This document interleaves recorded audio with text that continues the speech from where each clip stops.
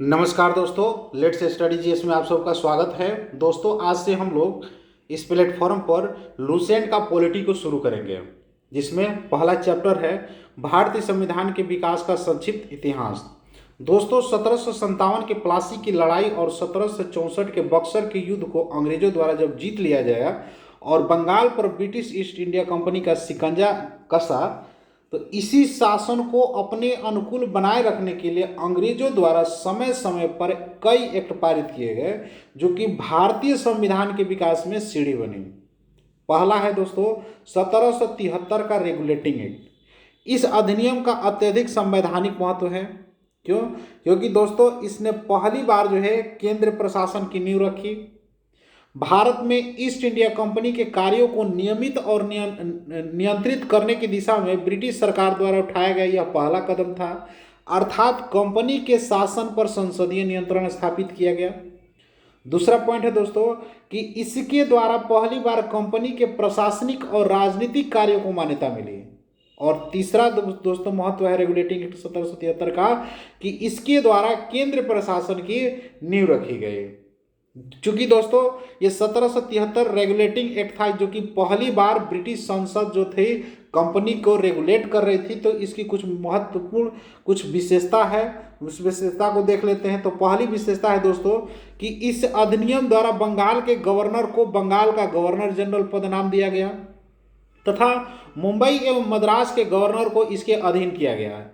इस एक्ट के तहत बनने वाले प्रथम गवर्नर जनरल जो थे दोस्तों लॉर्ड वारेन हेस्टिंग्स थे। तो प्रथम गवर्नर जनरल कौन थे? Lord Warren Hastings. अगली विशेषता है दोस्तों कि इस एक्ट के अंतर्गत कलकत्ता प्रेसिडेंसी में एक ऐसी सरकार स्थापित की गई जो गवर्नर जनरल और उसकी परिषद के 4 सदस्य थे। ठीक है दोस्तों, जो सत्ता के उपयोग को संयुक्त रूप से करते थे। तीसरी विशेषता क्या थी दोस्तों कि इस अधिनियम के अंतर्गत कलकत्ता में 1774 में एक उच्चतम न्यायालय की स्थापना की गई। किसकी स्थापना की गई? उच्चतम न्यायालय की स्थापना की गई, और जिसमें एक मुख्य न्यायाधीश और 3 अन्य न्यायाधीश की नियुक्ति की गई। और मुख्य न्यायाधीश के रूप में दोस्तों सर एलिजा एमपी बने, और 3 अन्य न्यायाधीश दोस्तों चैम्बर्स, लिमेंस्टर और हाइड बने। चौथी विशेषता दोस्तों कि इसके तहत कंपनी के कर्मचारियों को निजी व्यापार करने और भारतीय लोगों से उपहार व रिश्वत लेने पर प्रतिबंध कर दिया गया।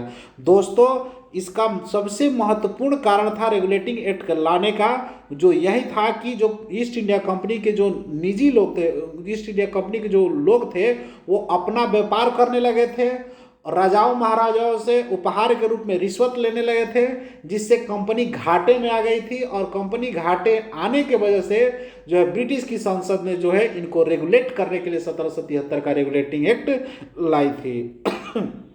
सॉरी, अगला पॉइंट दोस्तों पांचवा विशेषता क्या है कि इस अधिनियम के द्वारा ब्रिटिश सरकार को बोर्ड ऑफ डायरेक्टर्स के माध्यम से कंपनी पर नियंत्रण सशक्त हुआ। दोस्तों इसके लिए इन्होंने इनकी कंट्रोल करने के लिए बोर्ड ऑफ डायरेक्टर का गठन किया, और बोर्ड ऑफ डायरेक्टर जो था वो दोस्तों ब्रिटिश सरकार के प्रति क्या था?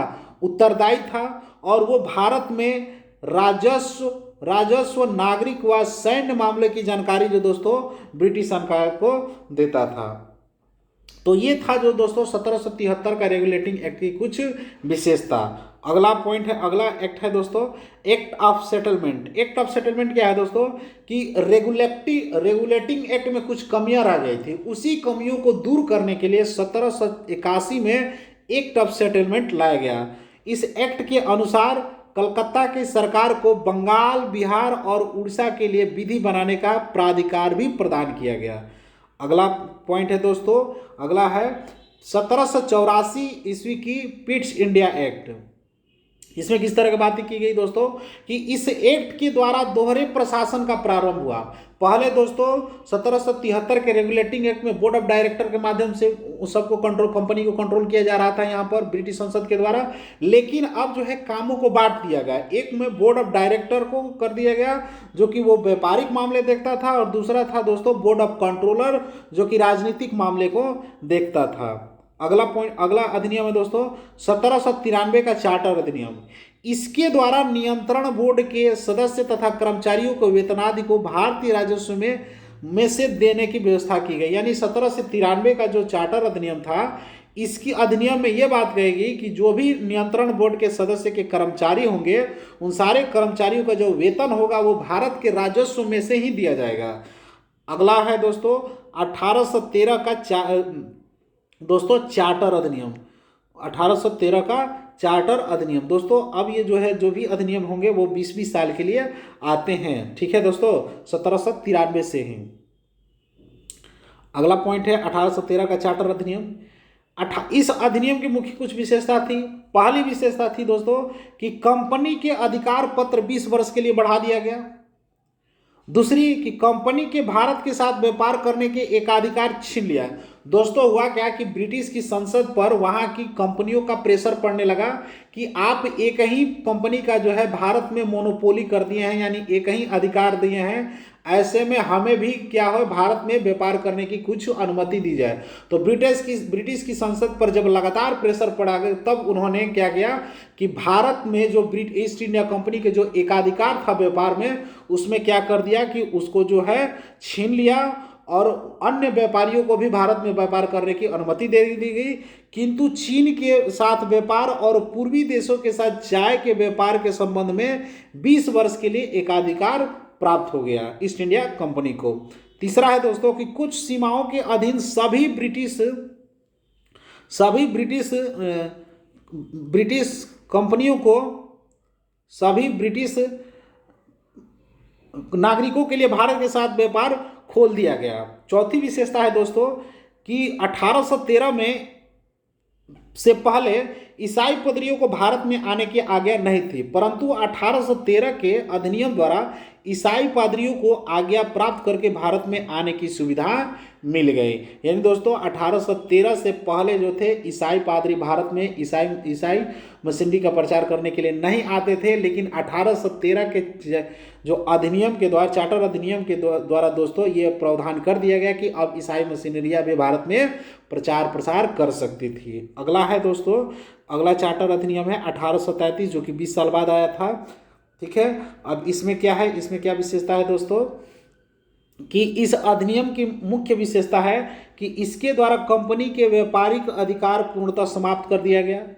यानी अब जो है कंपनी जो है अब ये व्यापार न करके कंपनी जो है कंपनी का कार्य जो है ब्रिटिश सरकार की ओर से भारत में शासन करना रह गया, ठीक है दोस्तों।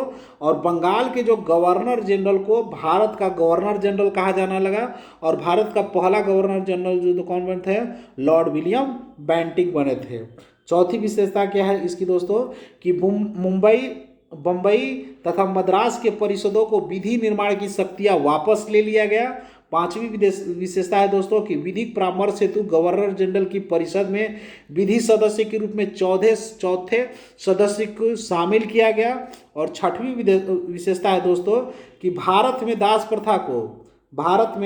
दास प्रथा को विधि विरुद्ध घोषित कर दिया गया और तथा 1843 में इसका उन्मूलन भी कर दिया। तो दोस्तों दास प्रथा को 1843 में उन्मूलन हो गया, तो इसको कौन किया था, एलन बारो ने किए थे। सातवीं विशेषता दोस्तों कि अधिनियम की धारा 87 के तहत कंपनी के अधीन पद ग्रहण करने के लिए किसी व्यक्ति को धर्म, जन्म स्थान, मूल वंश, रंग के आधार पर अयोग्य न ठहराए जाने के उपबंध किया गया। ये दोस्तों यानी धर्म, जन्म स्थान, मूल वंश या रंग के आधार पर जो है दोस्तों कि अयोग्य नहीं ठहराया जा सकता है किसी भी कंपनी में पद के लिए। आठवीं विशेषता है दोस्तों कि गवर्नर जनरल की परिषद को राजस्व के संबंध में पूर्ण अधिकार प्रदान करते हुए गवर्नर जनरल को संपूर्ण देश के लिए एक ही बजट तैयार करने का अधिकार दिया गया। नौवां विशेषता है दोस्तों कि भारतीय कानून का वर्गीकरण किया गया तथा इस कार्य के लिए विधि आयोग की नियुक्ति की व्यवस्था की गई और 1834 में लॉर्ड मकाले की अध्यक्षता में प्रथम विधि आयोग की गठन किया गया, ठीक है दोस्तों। अगला अधिनियम है दोस्तों 1853 का चार्टर अधिनियम।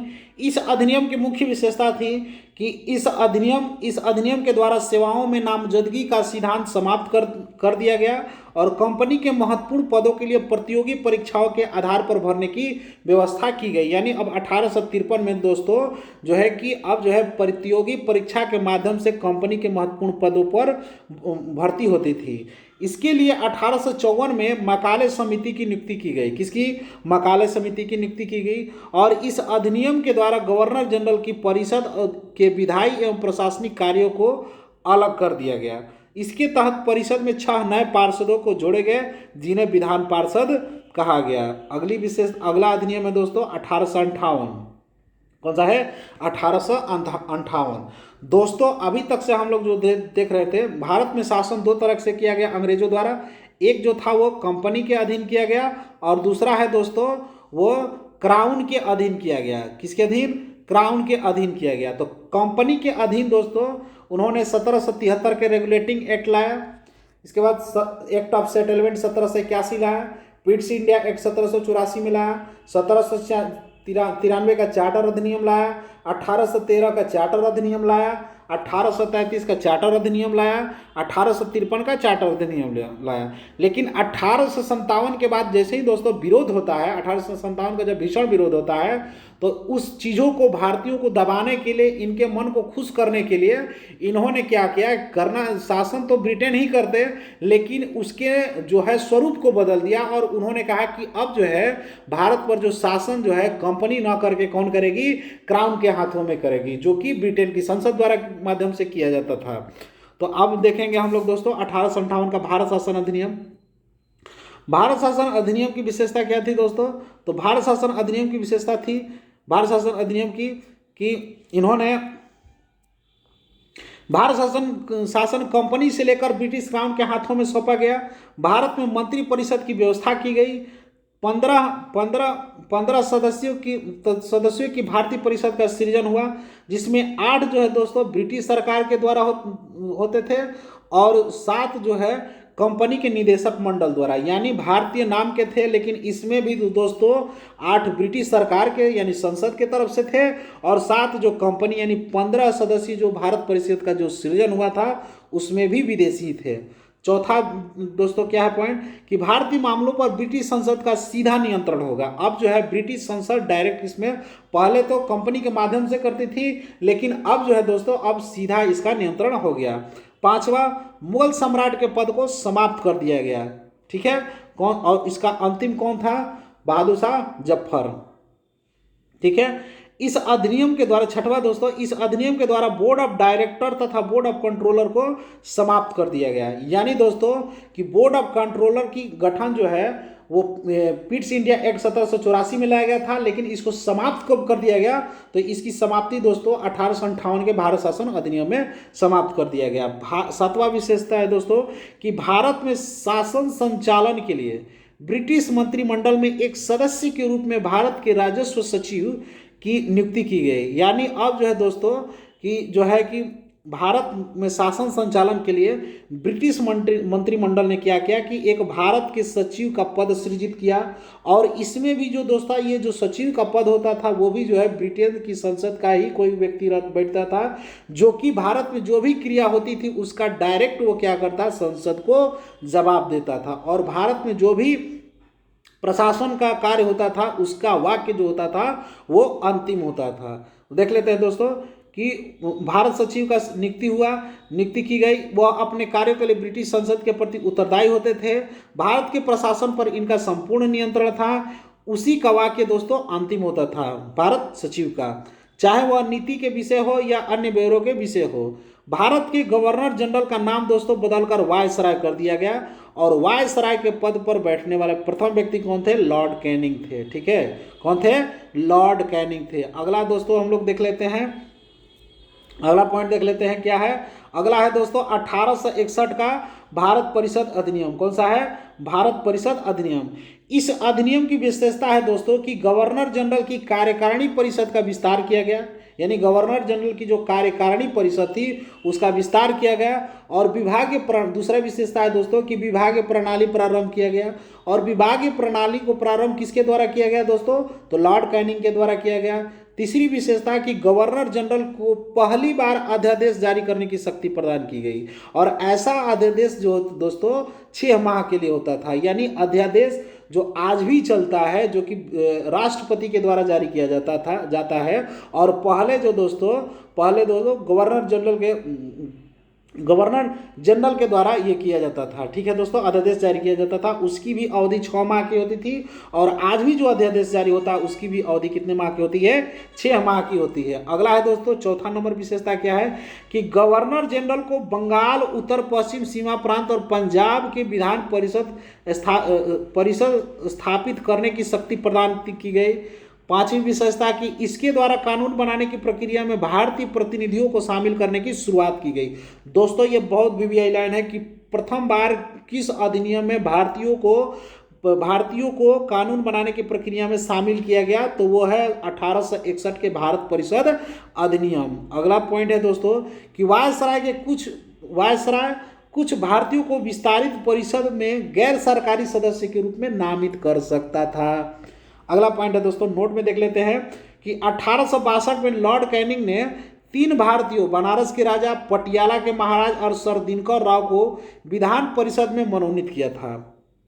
अगला पॉइंट देख लेते हैं दोस्तों, 1873 का अधिनियम। 1873 का अधिनियम, यह अधिनियम क्या कहता है दोस्तों कि इस अधिनियम द्वारा यह उपबंध किया गया कि ईस्ट इंडिया कंपनी को किसी भी समय भंग किया जा सकता है। दोस्तों ईस्ट इंडिया कंपनी को भंग करने की शुरुआत 1833 के चार्टर अधिनियम में ही कर दिया गया था कि कंपनी का जो है काम व्यापार से छोड़कर भारत में शासन करने का था। अब उस पर मुहर दोस्तों 1873 के ईस्ट इंडिया अधिनियम में ला दिया गया, 1873 की अधिनियम में लाया गया था। ठीक है, और इसको औपचारिक रूप से 1 जनवरी 1884 को समाप्त कर दिया गया, यानी भंग कर दिया गया।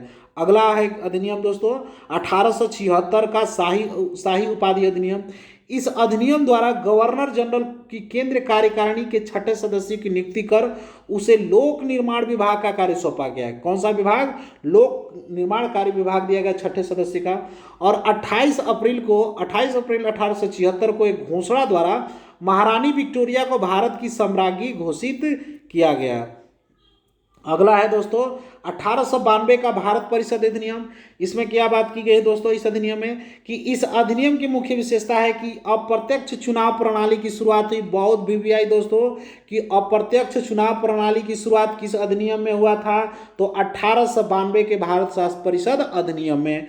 इसके द्वारा राजस्व एवं व्यय अथवा बजट पर बहस करने का करने तथा कार्यकारिणी से प्रश्न पूछने की शक्ति दी गई थी। अगला है दोस्तों 1909 का भारत परिषद अधिनियम, जिसे मार्ले मिंटो सुधार भी कहते हैं।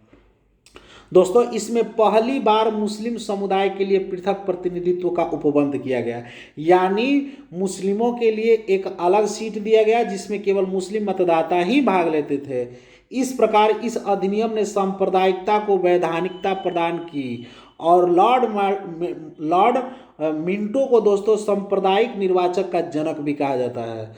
दोस्तों मार्ले जो थे भारत के सचिव थे और मांटे जो थे वो भारत के वायसराय थे।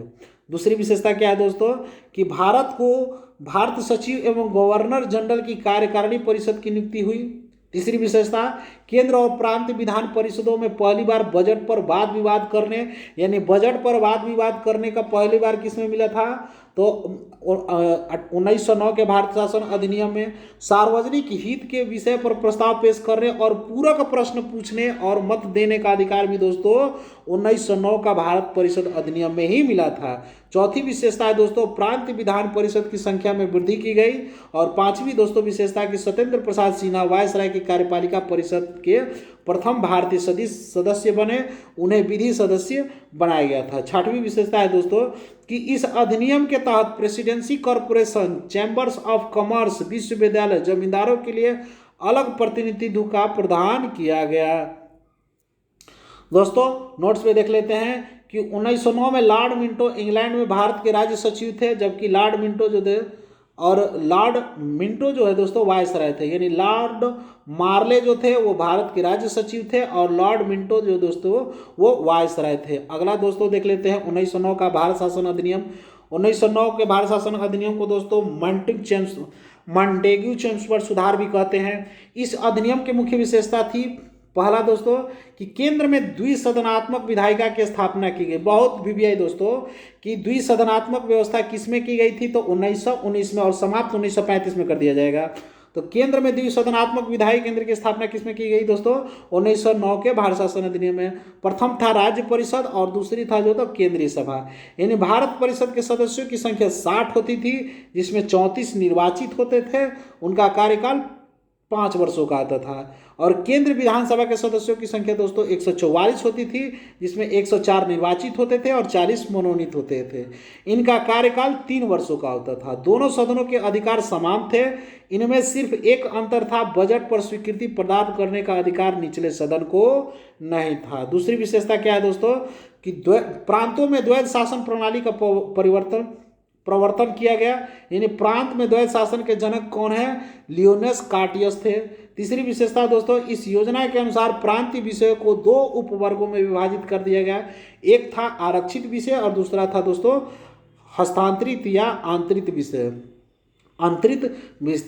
हस्तांतरित विषय देख लेते हैं दोस्तों कौन कौन से होते हैं। तो हस्तांतरित विषय में दोस्तों वित्त, भूमि कर, अकाल सहायता, न्याय, पुलिस पेंशन, आपराधिक जातियाँ, छापाखाना, समाचार पत्र, सिंचाई, जलमार्ग, खान कारखाना, बिजली, गैस, बॉयलर, श्रमिक कल्याण, औद्योगिक विवाद, मोटर गाड़ियाँ, छोटे बंदरगाह और सार्वजनिक सेवाएं दोस्तों ये आरक्षित विषय में शामिल थी। जबकि हस्तांतरित विषय में शिक्षा, पुस्तकालय, संग्रहालय, स्थानीय स्वायत्त शासन, चिकित्सीय सहायता, सार्वजनिक निर्माण विभाग, आबाकारी, उद्योग, तौल व माप, सार्वजनिक मनोरंजन पर नियंत्रण, धार्मिक तथा अग्रहदान आदि था। ये किसमें थे, हस्तांतरित विषय में। नोट में देख लेते हैं दोस्तों कि आरक्षित विषय का प्रशासन गवर्नर और उसके कार्यकारी परिषद के माध्यम से किया जाना था, जबकि हस्तांतरित विषय का प्रशासन दोस्तों गवर्नर द्वारा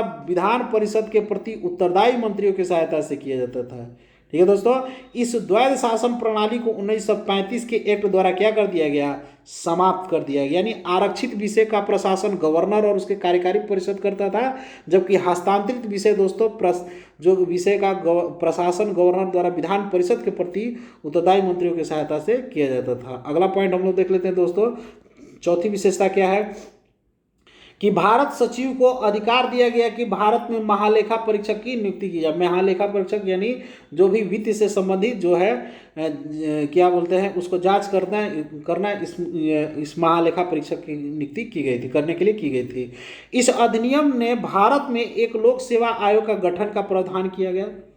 1926 ईस्वी में ली आयोग की सिफारिश पर सिविल सेवकों की भर्ती के लिए केंद्रीय लोक सेवा आयोग का गठन किया गया। तो दोस्तों केंद्रीय लोक सेवा आयोग का गठन जो कि आज यूपीएससी है, उसका गठन जो है दोस्तों कब हुआ था, तो 1935 के भारत शासन अधिनियम में ही की गई थी। इस अधिनियम के अनुसार वायसराय के कार्यकारी परिषद में 6 सदस्यों में से कमांडर इन चीफ छोड़कर 3 सदस्य भारतीयों का होना आवश्यक कर दिया गया। ठीक है दोस्तों, 7वां विशेषता क्या है कि इसने सांप्रदायिकता आधार पर सिखों, भारतीय ईसाइयों, आंग्ल भारतीयों और यूरोपियों के लिए भी पृथक निर्वाचन सिद्धांत को विस्तारित कर दिया। 8वीं विशेषता क्या है दोस्तों कि इसमें पहली बार केंद्रीय बजट को राज्य बजट से अलग कर दिया गया। ठीक है, केंद्रीय बजट को राज्य बजट से प्रथम बार कब अलग किया गया, तो 1935 के भारत शासन अधिनियम में।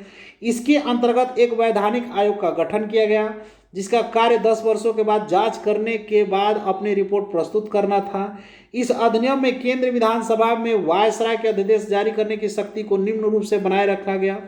पहला कि कुछ विषयों से संबंधित विधेयकों को विचारार्थ प्रस्तुत करने के लिए उसके पूर्व अनुमति की आवश्यकता होती थी, यानी कुछ विषयों पर उसकी आवश्यकता होती थी। उसे भारतीय विधानसभा द्वारा पारित किसी भी विधेयक में वीटो करने या सम्राट के विचार के लिए आरक्षित करने का शक्ति था, यानी वो या तो सम्राट को विचार करने के लिए भेज सकता था या वो अपने पास वीटो, उसके पास अधिकार था, वीटो अधिकार। 6वीं विशेषता दोस्तों, 6वीं कि उसे यह शक्ति थी कि विधानमंडल द्वारा नामंजूर किए गए, पारित न किए गए किसी विधेयक या अनुदान को प्रमाणित कर दे तो ऐसे प्रमाणित विधेयक विधानमंडल द्वारा पारित विधेयक के समान हो जाते थे। डी विशेषता क्या है दोस्तों कि यह आपात स्थिति में अध्यादेश बना सकता था। ठीक है, आपात स्थिति में अध्यादेश बना सकता था जिसकी अस्थायी अवधि के लिए विधिक प्रभाव होता था। नोट्स में देख लेते हैं दोस्तों, मॉन्टेग्यू चेम्सफोर्ड सुधार यानी भारत शासन अधिनियम 1919 द्वारा भारत में पहली बार महिलाओं को वोट देने का अधिकार दिया गया। यानी भारत में पहली बार महिलाओं को वोट देने का अधिकार किस अधिनियम में था? तो भारत शासन अधिनियम 1919 में, जो कि मॉन्टेग्यू चेम्सफोर्ड सुधार के नाम से भी जाना जाता है। उस समय इंग्लैंड के प्रधानमंत्री कौन थे? लॉर्ड जॉर्ज थे। अगला देख लेते हैं दोस्तों 1935 दोस्तों एक गलती यहाँ पर हो गई कि लोक सेवा जो है, लोक सेवा का गठन जो है सेवा भर्ती के लिए जो है 1919 था, 1935 नहीं था। 1935 में जो है RBI का गठन होगा। 1935 का भारत शासन अधिनियम, 1935 के अधिनियम में 321 अनुच्छेद 10 अनुसूचियाँ थी। इस अधिनियम में मुख्य विशेषता थी दोस्तों, जो हमारा संविधान है उस संविधान में 1935 की जो है 321 अनुच्छेद और 10 अनुसूचियाँ जो कि त्यों ही उसमें डाल दी गई थी। और ऐसा क्यों किया गया? क्योंकि हमारे ऊपर अंग्रेजों का एक लंबे समय से गुलामी चल रही थी, जो कि एक सिस्टम बना हुआ था। उस सिस्टम को एक अलग तरीक़ा से न विस्तृत करने के बजाय उसी सिस्टम में थोड़े से सुधार करके 1935 को भारत के संविधान में अंगीकृत किया गया। पहला है अखिल भारतीय संघ, यानी अखिल भारतीय संघ में दोस्तों देख लेते हैं कि यह 11 ब्रिटिश प्रांतों, 6 कमिश्नरी के क्षेत्रों और उन देशी रियासतों से मिलकर बना था जो स्वेच्छा से संघ में सम्मिलित हुए थे। प्रांतों के लिए संघ का सम्मिलित होना अनिवार्य था, किंतु देशी रियासतों के लिए ऐच्छिक था। चाहे तो वह देशी रियासतें संघ में सम्मिलित हो सकती थी या नहीं भी हो सकती थी, ये उन पर छोड़ दिया गया था। अगला है प्रांतीय स्वायत्तता। इस अधिनियम के द्वारा प्रांतों में द्वैध शासन की व्यवस्था को अंत कर दिया गया। उन्हें एक स्वतंत्र और स्वशासित संवैधानिक आधार प्रदान किया गया। तीसरा है दोस्तों कि केंद्र में द्वैध शासन की व्यवस्था की गई, यानी इस अधिनियम में विधायी शक्तियों को केंद्र और प्रांतीय विधानमंडलों के बीच विभाजित किया गया। इसके तहत परिसंघ सूची, प्रांतीय सूची एवं समवर्ती सूची का निर्माण किया गया। अगला पॉइंट है दोस्तों, अगला है कि परिसंघ सूची में दोस्तों कि परिसंघ विधानमंडल को विधानमंडल बनाने का अन्यायी शक्ति थी। इस सूची में विदेशी कार्य सम्मिलित था, करेंसी और मुद्रा था, नौसेना, सेना, वायुसेना, जनगणना जैसे विषय जो दोस्तों परिसंघ सूची में डाला गया था। प्रांतीय सूची के विषयों में प्रांत विधानमंडलों की अनन्य अधिकारिता थी, यानी इस सूची में वर्णित विषयों पर प्रांत विधानमंडल के कानून बनाने का अधिकार था। प्रांतीय सूची के कुछ विषय थे पुलिस, प्रांतीय लोक सेवा और शिक्षा। अगला पॉइंट है दोस्तों, अगला पॉइंट है समवर्ती सूची। देख लेते हैं दोस्तों कि समवर्ती सूची में क्या है। तो समवर्ती सूची के विषय पर परिसंघ एवं प्रांत विधानमंडल दोनों विधान बनाने के लिए सक्षम थे, यानी परिसंघ भी बना सकता था और प्रांतीय विधानमंडल दोनों जो है इस पर कानून बना सकता था। जैसे कुछ विषय थे दंडाविधि की प्रक्रिया, सिविल प्रक्रिया, विवाह और विवाह विच्छेद प्रक्रिया। ऊपर उल्लेखित उपबंधों के अधीन रहते हुए किसी भी विधानमंडल को दूसरे की शक्तियों का अतिक्रमण करने का अधिकार नहीं था, लेकिन वायसराय द्वारा आपात की उद्घोषणा किए जाने पर परिसंघ विधानमंडल को प्रांतीय सूची के विषयों में विधान बनाने की शक्ति थी। यानी आपात की स्थिति में दोस्तों वायसराय जो था वो परिसंघ विधानमंडल को प्रांतीय सूची के विषयों में कानून बनाने की शक्ति दी गई थी। दो प्रांतीय विधानमंडलों के अनुरोध पर भी परिसंघ विधानमंडल जो था प्रांतीय मंडल विषय में विधान बना सकता था। दोस्तों आज भी है कि अगर आपातकालीन की स्थिति में जो है केंद्र सरकार जो है वो राज्य सरकार के विषयों पर कानून बना सकती है। समवर्ती सूची के विषय पर परिसंघ विधि प्रांत की विधि पर अभिभावी होती थी। इस अधिनियम में अवशिष्ट विधायी शक्तियां वायसराय को, यानी अवशिष्ट शक्तियां किसके पास होती थी दोस्तों? वायसराय के पास होती थी। संघ न्यायालय की व्यवस्था, इसका अधिकार क्षेत्र प्रांतों तथा रियासतों तक विस्तृत हुआ था। इस न्यायालय में एक मुख्य न्यायाधीश तथा 2 अन्य न्यायाधीश की व्यवस्था की गई थी। न्यायालय में संबंधित अंतिम शक्ति प्रिवी काउंसिल जो लंदन में थी उसको प्राप्त थी। अगला है कि 1935 में ही दोस्तों ब्रिटिश संसद की सर्वोच्चता अधिनियम में, इस अधिनियम में किसी भी प्रकार के परिवर्तन का अधिकार दोस्तों ब्रिटिश संसद के पास थी। प्रांत विधानमंडल और संघ व्यवस्थापिका इसमें किसी प्रकार का परिवर्तन नहीं कर सकता था। अगला है दोस्तों कि भारत परिषद का अंत, इस अधिनियम के द्वारा भारत परिषद का अंत कर दिया गया। सांप्रदायिक निर्वाचन पद्धति का विस्तार, दोस्तों संघीय तथा प्रांत व्यवस्थापिकाओं में विभिन्न संप्रदायों को प्रतिनिधित्व देने के लिए सांप्रदायिकता निर्वाचन पद्धति को जारी रखा गया और उसका विस्तार दलित जातियों, महिलाओं और मजदूर वर्ग तक किया गया। इस अधिनियम में प्रस्तावना का अभाव था। इसके द्वारा बर्मा को भारत से अलग कर दिया गया। किस अधिनियम से? 1935 के भारत शासन अधिनियम में। आधन को इंग्लैंड की औपनिवेशिक कार्यकाल के अधीन रखा गया और बरार को मध्य प्रांत में शामिल कर लिया गया। अगला पॉइंट है दोस्तों कि इसके अंतर्गत देश की मुद्रा और साख पर नियंत्रण के लिए भारतीय रिजर्व बैंक की स्थापना हुई। तो भारतीय रिजर्व बैंक की स्थापना कब हुई थी दोस्तों? 1935 के भारत शासन अधिनियम में। अगला है दोस्तों कि इसने मताधिकार का विस्तार किया तथा लगभग 10% जनसंख्या को मत अधिकार मिल गया। अगला है दोस्तों 1947 का भारतीय स्वतंत्रता अधिनियम। ब्रिटिश संसद में 4 जुलाई 1947 को भारतीय स्वतंत्रता अधिनियम प्रस्तावित किया गया जो 18 जुलाई 1947 को स्वीकृत किया गया। इस अधिनियम में 20 धाराएं थी। इस अधिनियम की प्रमुख प्रावधान निम्न है। 2 अधिराज्यों की स्थापना, यानी 15 अगस्त 1947 को भारत और पाकिस्तान नामक 2 अधिराज्य बना दिए जाएंगे और उनको ब्रिटिश सरकार सत्ता सौंप देगी। सत्ता का उत्तरदायित्व दोस्तों दोनों अधिराज्यों के संविधान सभा को सौंपी जाएगी। दूसरी विशेषता है कि भारत एवं पाकिस्तान दोनों अधिराज्यों में एक एक गवर्नर जनरल होंगे जिनकी नियुक्ति उनके मंत्रिमंडल के सलाह से की जाएगी। चौथा विशेषता है दोस्तों कि संविधान सभा का विधानमंडल के रूप में कार्य करना। जब तक संविधान सभा संविधान का निर्माण नहीं कर लेती तब तक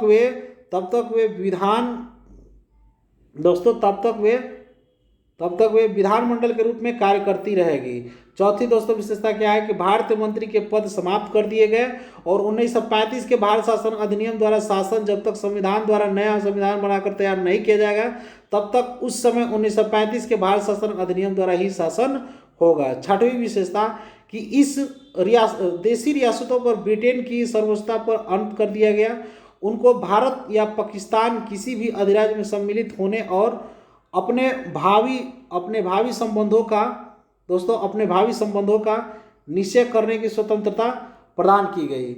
इस अधिनियम के अधीन भारतीय डोमिनियन को सिंध, बलूचिस्तान, पश्चिम पंजाब, पूर्वी बंगाल, पश्चिमोत्तर सीमा प्रांत और असम के सिलहट जिलों को छोड़कर भारत के शेष राज्य में मिला गया। सिलहट जिले में दोस्तों भारतीय स्वतंत्रता अधिनियम 1947 ईस्वी के प्रवृत्ति होने के पूर्व जनमत संग्रह में पाकिस्तान के पक्ष में मत दिया था। दोस्तों आज हम लोग यही रहने देते हैं, मिलते हैं अगले वीडियो में। तब तक के लिए दोस्तों जय हिंद।